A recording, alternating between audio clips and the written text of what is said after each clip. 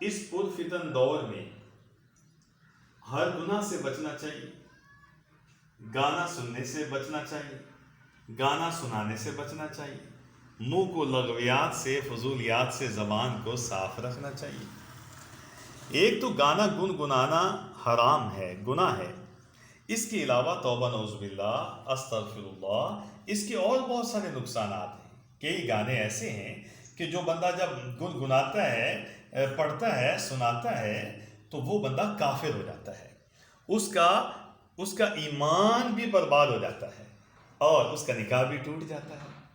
تو چاہیے کہ جو یہ گانے گاتے رہے ہیں یا گا رہے ہیں فوراً توبہ کریں، اللہ تعالیٰ سے معافی مانگیں اور دوبارہ کلمہ پڑھ کے مسلمان ہوں، لا الہ الا اللہ محمد رسول اللہ پڑھیں، تجدید ایمان کریں اور تجدید نکاح کریں۔ اگر ان کا نکاح بھی پہلے ہے تو وہ نکاح بھی ٹوٹ چکا ہے۔ تو ان گانوں کو، کہ وہ کون سے گانے ہیں کہ جن کی وجہ سے ہم بہت سارے نقصان میں چلے جاتے ہیں، دنیاوی نقصان بھی ہوتا ہے، اخروی نقصان بھی ہوتا ہے، بندہ گناہ گار بھی ہوتا ہے، یہاں تک کہ کافر بھی ہو جاتا ہے۔ دیکھیے، گانا ہے کہ کسی پتھر کی صورت سے محبت کا ارادہ ہے، پرستش کی تمنا ہے، عبادت کا ارادہ ہے۔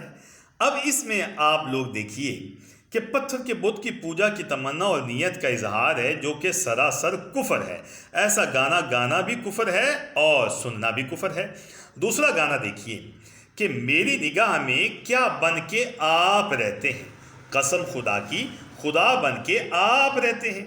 اب اس گانے میں استغفر اللہ، ایک انسان کو، ایک محبوب کو خدا کہا جا رہا ہے، اور اللہ کے علاوہ تو رب تعالیٰ کوئی بھی نہیں ہے، خدا کوئی بھی نہیں ہے۔ تو اس لیے یہ خدا بن کے جو لفظ ہے، یہ کلمہ کفر ہے۔ یہ بندہ یہ پڑھنے سے کافر ہو جاتا ہے، اس کا ایمان بھی برباد ہوتا ہے اور وہ بندہ گناہ گار بھی ہوتا ہے، اس کا نکاح بھی ٹوٹ جاتا ہے۔ اللہ اکبر۔ اسی طرح آگے دیکھیے کہ اب آگے جو بھی ہوا انجام دیکھا جائے گا، خدا تراش لیا اور بندگی کر لی۔ اس میں بھی آپ دیکھیں کہ خدا تراش لیا، توبہ نعوذ باللہ، خدا بنایا نہیں جا سکتا، یہ کلمہ کفر ہے۔ خدا تراشا نہیں جا سکتا، بت تو تراشے جاتے ہیں، وہ تو غیر خدا ہیں۔ تو اس لیے خدا تراش لیا، یہ کہنا کلمہ کفر ہے، اور بندگی کر لی، اس کا مطلب ہے بت بنا لیا اور بت کی بندگی کر لی، تو یہ بھی کلمہ کفر ہے۔ اس ایک گانے میں دو کفر کے کلمات پائے جاتے ہیں، لہٰذا گانے سے بچنا چاہیے، اور خاص کر یہ گانا کہ جس کی وجہ سے ایمان بھی بندے کا خراب ہوا اور بندے کا نکاح بھی ٹوٹ گیا، تو بندے کو چاہیے کہ بندہ جو ہے وہ گناہ سے توبہ کرے اور اس طرح کے گناہوں سے بندہ بچے، اللہ اور اس کے نبی صلی اللہ تعالیٰ علیہ وآلہ وسلم کا نام لے، اللہ کا بندہ ذکر کرے، قرآن پاک کی بندہ تلاوت کرے۔ تو کتنی حسین حسین نعتیں ہیں، بندہ وہ پڑھے، اللہ تعالیٰ کا ذکر کرے، پاک قرآن کی بندہ تلاوت کرے۔ کیوں یہ فضولیات کرے، کیوں یہ لغویات کرے، کیوں یہ گانے سنے، کیوں یہ گانے سنے جو گانے ہمیں اللہ تعالیٰ کا گستاخ بناتے ہیں، ہمیں اللہ تعالیٰ کے نبیوں کا گستاخ بناتے ہیں، یہ گانے جو ہمیں بے ادب بناتے ہیں۔ یہ گانے نہیں سننے چاہیے۔ اپنی نسلوں کو بھی روکو، اپنے بچوں کو بھی روکو، معاشرے کو بھی روکو ان گانا سننے سے اور گانا پڑھنے سے۔ اب دیکھیے یہ گانا ہے، او میرے ربا ربا رے ربا، یہ کیا غضب کیا، جس کو بنانا تھا لڑکی اسے لڑکا بنا دیا۔ استغفر اللہ۔ اس گانے میں ایک تو لفظ ہے غضب، اس کا مطلب ہے اللہ نے غضب کیا، اللہ ظالم ہے۔ توبہ نعوذ باللہ، اللہ ظالم نہیں ہے۔ اللہ کو ظالم کہنا یہ کلمہ کفر ہے، بندہ کافر ہو جاتا ہے، ایمان بھی برباد ہوتا ہے اور نکاح بھی ٹوٹ جاتا ہے۔ اور دوسرا، جس کو بنانا تھا لڑکی اسے لڑکا بنا دیا۔ کیا اللہ تعالیٰ کو علم نہیں ہے کہ کس کو لڑکی بنانا ہے، کس کو لڑکا؟ یَهْبُ لِمَن يَشَاءُ إِنَاثًا وَيَهْبُ لِمَن يَشَاءُ الذُّكُورَ، وہ جس کو چاہتا ہے بیٹے دیتا ہے، جس کو چاہتا ہے بیٹیاں دیتا ہے۔ لہٰذا یہ کلمہ کہنا یہ بھی کفر ہے۔ استغفر اللہ، اللہ کی پناہ۔ اللہ کی پناہ۔ اب آگے دیکھیے کہ نمبر 5 میں ہے کہ تجھ کو دی صورت پری سی، دل نہیں تجھ کو دیا، ملتا خدا تو پوچھتا یہ ظلم تو نے کیوں کیا۔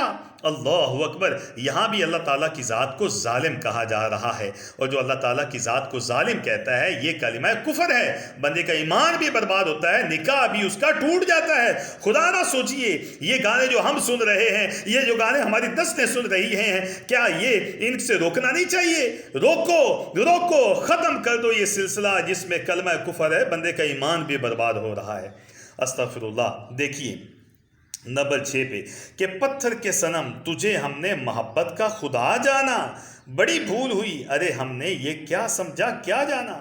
استغفر اللہ، یعنی کہ پتھر کے صنم کو، بت کو خدا کہا جا رہا ہے، اور یہ یقینی بات ہے یہ کلمہ کفر ہے، اس سے بندہ کافر ہو جاتا ہے، اور اس سے بندہ گناہ گار ہوتا ہے، ایمان بھی برباد ہوتا ہے، اللہ بھی ناراض، تو کیا فائدہ ایسے گانے گانے کا۔ اللہ اکبر، ہمیں چاہیے کہ ہم حضور کریم صلی اللہ تعالیٰ علیہ وآلہ وسلم سے محبت کریں، اللہ کے نبی صلی اللہ تعالیٰ علیہ وآلہ وسلم کی نعتیں پڑھیں، اللہ کے نبی صلی اللہ تعالیٰ علیہ وآلہ وسلم کی احادیث ہم سنیں، ہم احادیث پہ عمل پیرا ہوں، تو کیا ہے یہ تھوڑی نیکی کی باتیں ہیں؟ الا بذکر اللہ تطمئن القلوب، اللہ کے ذکر سے دلوں کو چین ملتا ہے۔ ایک ہم گانا گائیں، ایک کافر ہو جائیں، فائدہ کیا ہے؟ اس میں نقصان ہی نقصان ہے۔ اب آگے دیکھیے کہ رب نے مجھ پر ستم کیا ہے، زمانے کا غم مجھے دیا ہے۔ استغفر اللہ، یہاں بھی رب کو ظالم کہا جا رہا ہے، حالانکہ ایسا نہیں ہے۔ وَأَنَّ اللَّهَ لَيْسَ بِظَلَّامٍ لِّلْعَبِيدِ، کہ اللہ تعالیٰ بندوں پر ظلم نہیں فرماتا، اللہ ظالم نہیں ہے۔ تو یہاں پہ یہ جو ظالم کہا جا رہا ہے یہ کلمہ کفر ہے۔ استغفر اللہ، اگر یہ کسی نے یہ گانا گایا ہے، گنگنایا ہے، یہ پڑھا ہے، یہ سنا ہے، فوراً اگر یہ کسی نے سنا ہے تو گنگنایا ہے، فوراً کلمہ پڑھیں اور تجدید ایمان کریں، دوبارہ مسلمان ہوں۔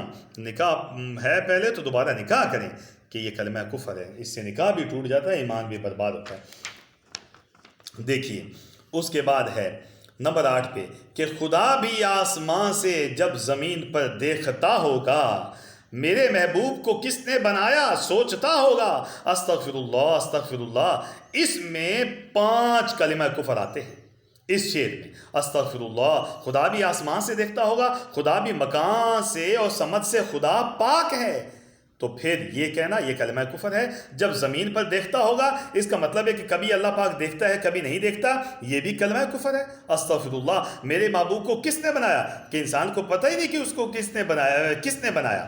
اللہ اکبر، یعنی کہ غیر خدا نے بنایا، یہ بھی کلمہ کفر ہے۔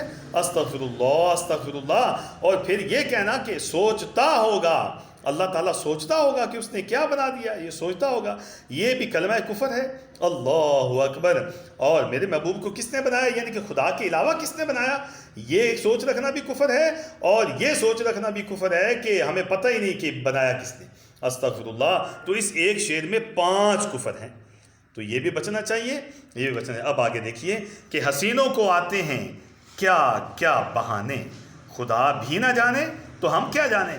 استغفر اللہ، یہاں بھی دیکھو خدا بھی نہ جانے، خدا تو جانتا ہے، خدا تو انہ علیم بذات الصدور ہے، اللہ تو دلوں کی باتیں جانتا ہے، ان اللہ بصیر بالعباد ہے، بے شک اللہ اپنے بندوں کو دیکھ رہا ہے۔ تو جو بندہ یہ کہے کہ خدا بھی نہ جانے، اس کا مطلب ہے وہ سمجھتا ہے خدا نہیں جانتا، تو یہ کلمہ کفر ہے، بندے کا ایمان بھی برباد ہوا اور بندہ گناہ گار بھی ہوا، اس کا نکاح بھی ٹوٹ گیا۔ چاہیے کہ دوبارہ کلمہ پڑھیں اور دوبارہ نکاح کریں۔ اللہ اکبر، استغفر اللہ۔ تو دیکھو ہم نے یہ معاشرے کی یہ چیزیں دیکھی کہ معاشرے میں یہ چیزیں چل رہی ہیں، گانے بھی چل رہے ہیں اور باجے بھی ہیں۔ اب یہ ہم دیکھیے کہ اس کی ہولناکیاں بہت زیادہ ہیں، اس کے نقصانات بہت زیادہ ہیں۔ چلو یہاں تک تو یہ تھا کہ گانا گا لیا تو چلو گناہ ہوا، لیکن نہیں، بات آگے تک پہنچ چکی ہے۔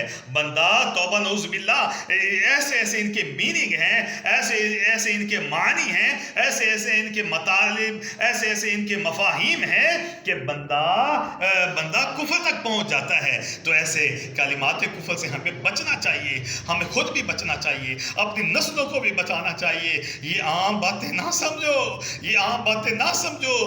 جو گانا ہمیں خدا سے دور کر دے وہ گانا نہیں، وہ تو ہمارے لیے آگ سے بھی زیادہ خطرناک ہے. جو گانا ہمیں اللہ کے نبی صلی اللہ تعالیٰ علیہ وآلہ وسلم سے دور کر دے وہ گانا ہمارے لیے باعث نقصان ہے. تو ایسے گانے جو ہمیں دنیا کا بھی نقصان دیتے ہیں، جو ہمیں آخرت کا بھی نقصان دیتے ہیں، اور ہم وقت بھی ضائع کرتے ہیں. ہمیں بار بار جب ہم سکولوں میں پڑھتے ہیں، مدارس میں پڑھتے ہیں، ہمیں استاد سمجھاتے ہیں ڈونٹ ویسٹ یور ٹائم، اپنا ٹائم ضائع نہ کرو. ہم اپنا ٹائم ویسٹ کر رہے ہیں، ضائع کر رہے ہیں، کوئی فکر نہیں ہے. وقت بہت قیمتی ہے، وقت بہت قیمتی ہے. وقت کی قدر کریں، نیکی میں اپنے لمحات گزاریں، خاص کر گانوں سے بچیں، اس کی تباہ کاریوں سے بچیں، اس کی کفریہ کلمات سے بچیں.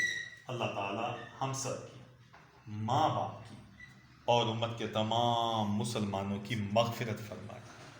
وما علینا الا البلاغ